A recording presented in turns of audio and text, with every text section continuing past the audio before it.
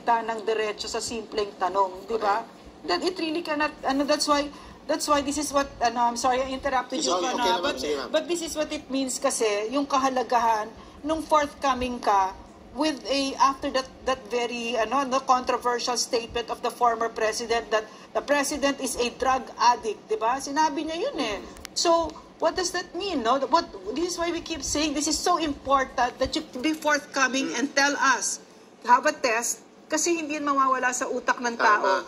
Maybe he's like that, talking like that, because siguro bangag siya. Frank, di ba? Para makita yung statement na binanggit ni Ma'am Lorraine na ipinasa niya sa akin, ayan na, naka-ready na.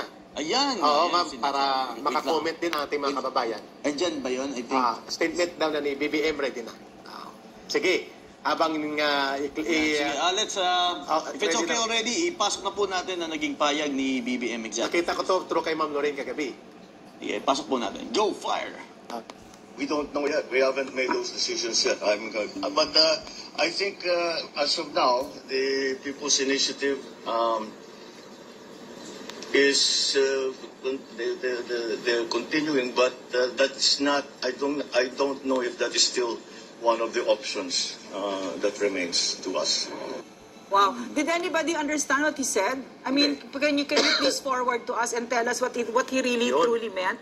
Nobody could understand what he was saying. You want to play it again, ma'am? Isa pa. Okay, can we play it one more time para mas makita pa natin natin mga kababayan? Yung mas malinaw-linaw na audio, please. One more. We don't know yet. We haven't made those decisions yet. But I think as of now, the People's Initiative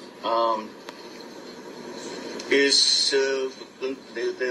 they're continuing, but that's not. I don't know if that is still one of the options that remains to us.